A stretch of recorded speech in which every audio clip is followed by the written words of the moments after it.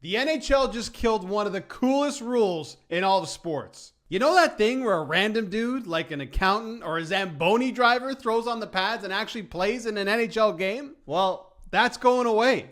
For years, every NHL arena had to have an emergency backup goalie, an e-bug, not on the bench, just hanging out, maybe eating popcorn in the stands or answering work emails. And if both goalies got hurt on one of the teams, well, guess what? Buddy goes in the net. And I know it kind of sounds like a Disney movie, but it actually happened more than once. Let's go back to 2018, and the Blackhawks are in a game against the Jets, and suddenly both of their goalies are out. In comes Scott Foster, a 36-year-old accountant. The guy played beer league, worked a 9 to 5, and hadn't seen pro hockey in more than 10 years. So he gets the call, throws on Corey Crawford's gear, and goes in net for the third period. What does he do? He stops all 7 shots he faces. The place is going nuts. They're chanting his name, and it ends up where he gets the first star of the game. And then in 2020, a year where we had no good news, let's be honest, a good story came out of that year. It's Carolina in Toronto taking on the Maple Leafs. So Carolina loses both goalies. They call the e-bug,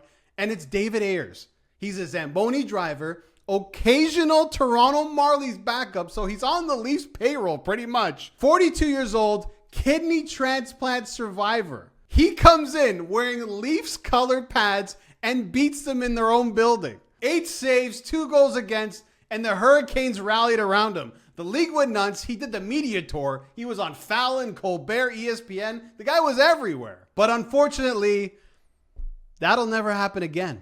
And it's because the NHL's new CBA, the collective bargaining agreement, says e-bugs have to be named before each game. They can't have played in the NHL, can't have more than 80 pro games, can't have played pro at all in the last 3 years.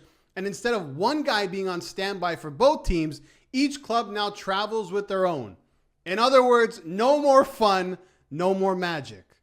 And yeah, I get it, okay? It's about competitive integrity. You want professionals playing with professionals. The NHL clearly doesn't want some guy who's fixing Wi-Fi's during the day to come in at night and backstop for the Toronto Maple Leafs. I understand that. But also, those moments mattered. And I know this is going to sound corny, but it made us realize that sports can still be fun and unpredictable.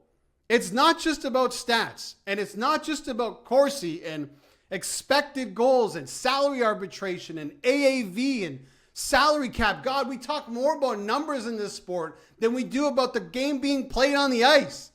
That's a problem.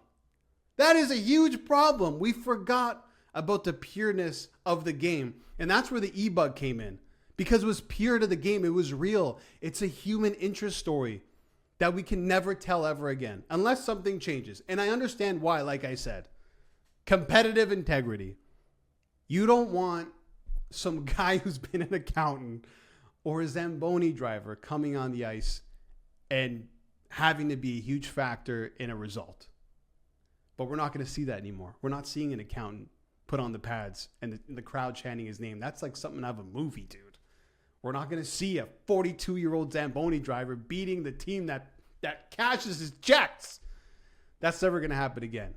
So we're losing something pure. We're losing something relatable and something that really is unforgettable.